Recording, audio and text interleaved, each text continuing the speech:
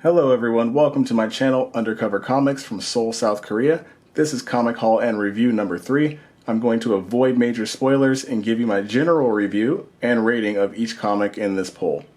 I'm trying something new, so I'm going to rank comics on a scale of 1 to 10, and I'm also going to offer final words. Now, nothing will get a 0, but I rarely give a 1 or a 10. Now, I'm also not an expert. I only have my preferences and my experience, which I will use to critique these comics. Comics will be critiqued based on art, which includes drawing style, color use, composition, lettering, panels, etc. Second, the story, which includes entertainment value, logical flow, dialogue, unpredictability. And finally, the impact. Meaning, was the comic necessary? Does it make me want to keep reading? Does it leave a lasting impression? I'll also summarize each issue in 2 words. Now let's get started. Now, typically I read my comics via Comixology, and if an issue is amazing, I'll buy the hard copy, because it's very expensive to ship comics here to South Korea. But once in a while, I'll see a comic that looks promising, and without reading, I'll buy a copy. Sometimes that works out, and sometimes it fails horribly. And here's one of those cases. The first comic on this poll list is going to be Reaver number 1 from Image Comics. Now, a lot of people were buzzing about this comic. When I looked at the cover, I immediately wanted to buy it. It looks beautiful. The cover looks awesome. Oh my gosh. And it's a fantasy book, so I just thought this was going to be awesome. Turns out, however, I didn't like this book at all. I thought it was super tropey, like every comic trope you can ever think of, every fantasy comic trope you can ever think of. The dialogue was super weird. It's like this medieval fantasy with like people dropping F-bombs and like a lot of modern day profanity, which I also think is just super strange. It's not fitting, and I don't like it. I didn't hate it, but I definitely didn't like it, and I can't recommend it to anyone. After 11 pages, I just wanted to stop it. I just wanted it to go away. It's like this Lord of the Rings meets like The Expendables meets Suicide Squad meets blah blah blah, who cares. So with this, I just have to throw it a 6.5 on the artwork. The interior artwork, I didn't enjoy it very much. It wasn't anything special. The story, 4 out of 10. 4 out of 10. Impact, 2.5 out of 10. This book was just not necessary. I just couldn't wait for it to end. Reaver in 2 words, unnecessary and underwhelming. Sadly to say. The next book up on this haul is going to be Spencer and Locke. Now, I really did like this book. This is season 2, number 1. I can't believe I slept on this series. It deals with loss, trauma, mental health, invisible forces that drive and influence us. The issue seems to be well-crafted, thoughtful, unpredictable, and fun. They didn't waste a single frame. I thought every frame was useful. The interaction between Spencer and Locke is genuine. It's like your best friend that like knows all your secrets. I will say the content is super mature, but I think it's suitable for teens, like mid-teens, late teens. I'm not exactly sure how that works or what the rating is, but I think it's okay if they're teenagers. Artwork, 8 out of 10. Story, 8 out of 10. Impact, 8 out of 10. I love this story. I love this comic. It was super amazing, fun, and surprising, which happened to be my 2 final words, fun and surprising. The next comic up is another fun comic that I really, really enjoyed. This is the Goon number 1 from Albatross. I think this is volume 4. Now, again, another comic that I slept on. These are just great comics. I really, really like these. I'm not going to go into too much here. I mean, the story is not super in-depth. It has no like hidden meanings. It's just funny with a solid story. I've heard people say it's a one-shot, but honestly, I don't think it's a one-shot type of storyline. It definitely feels like it continues, and the issues are connected. In this issue, the Goon comes back into the town with no name, and he needs to clean up a mess that he left behind. In this issue, it also introduces Vinny the Vampire. The book looks great. It's got zombies, ghouls, vampires, mummies, hobos, I guess they call them. And it's just a lot of fun. There's nothing serious about this book. It's just an interesting read. It's really goofy, and give it a shot if you got some extra time. It's a great book. So, 2 words to summarize this: classic, and fun. So much so that I picked up number 2 and the variant copy by Alex Ross. Very beautiful. I love it. It's a great copy.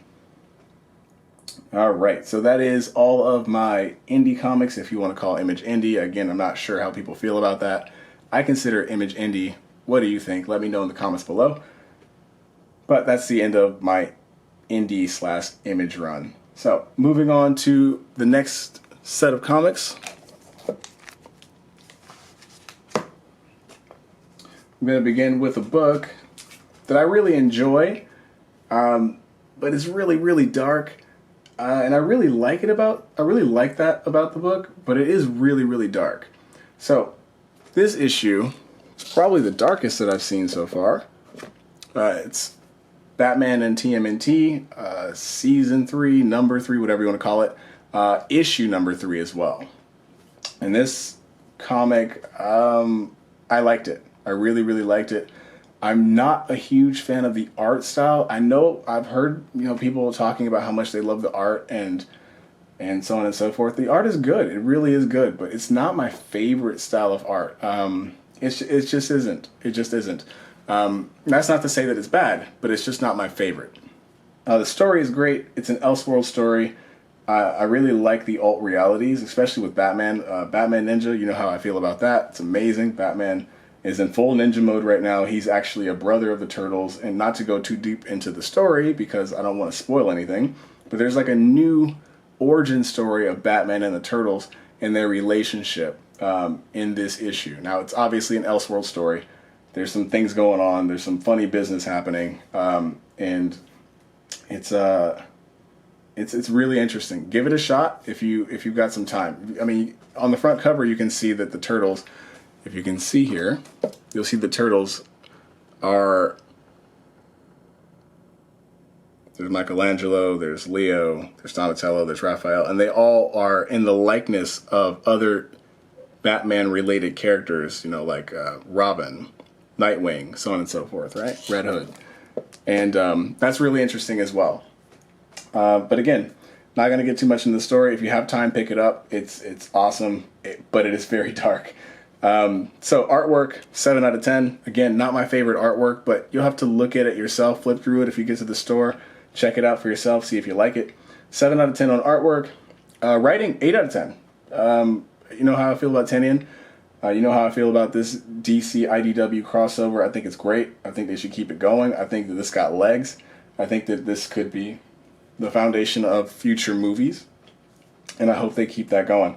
Impact, 7.5. Again, like I said, I think this could be something that could be useful in a movie, animated movie perhaps, but nonetheless, this is something I think that could continue. And this issue, in 2 words, I would say dark and eerie. It feels like almost claustrophobic. It just feels heavy. This whole issue just feels very heavy, which is great, but again, very heavy. Which takes me to my last comic, which on a lighter note is just fantastic. I loved it. It's everything I thought it would be. And this is Naomi number 6. This is the final issue. This is everything I wanted it to be. This is the payoff I was waiting for. In this issue, she develops a clear purpose. She gains a mentor. She confronts the family nemesis. She declares her independence and takes control of her power. She figures out how it all works.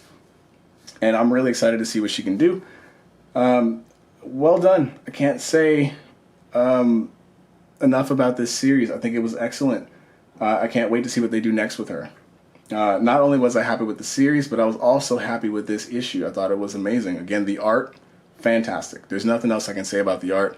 Now, I'm not going to try to give the 0.3s, 0.4s, but I felt like this one was appropriate. I gave this a 9.8. I didn't feel like it should get a 10, but I also didn't feel like it was a 9.5. I felt like it was something closer to 10, but I'm just not going to give a 10. 9.8, fair. Jamal Campbell, as I've mentioned before in previous videos, is a monster. The guy is a beast, and anything he does is just beautiful. It's just amazing. It's almost like that. What's the new comic out right now. Absolute Carnage. The artwork in Absolute Carnage is fantastic. I think it's Stegman. Jeez, it's amazing. So beautiful. And I'll be reviewing that a little bit later as well. Storyline stayed on track. Issue didn't diverge. You know, Brian Michael Bendis and Walker are doing their thing, man. I give it an 8 out of 10. Impact, 8 out of 10. Again, like I said before, Naomi's not going anywhere. She's going to be useful. She's going to be valuable. She's in Action Comics number 1015, probably 1014 as well. So just keep an eye out for her. She's going to do big things. And that's just what it is, guys. So I thought this story was amazing. I thought this arc was amazing. I thought this series was amazing. 8s across the board. Except for art, which gets 9.8. Now, Naomi in 2 words, stylish, successful. Felt like this was very successful. Didn't waste a frame. Everything was great. We got a little backstory in there, and it was everything that I wanted from the Naomi number 6 leading into whatever she's going to be going into next, which is Action Comics and then beyond. Now, with that said, guys, I'm going to go ahead and end this video. If you liked this video, if you saw anything that was interesting to you, please like and subscribe and join me for the next video where I review Excellence from Image Comics, Little Bird from Image Comics. If you know how I feel about Little Bird, oh man, I love Little Bird. If you know how I feel about Little Bird, it's going to be a good review, a positive review certainly, and a good review for Little Bird. And Justice League Dark, Immortal Hulk, Mighty Morphin Power Rangers, and many more. Okay, so please join me for the next video. Until then, peace.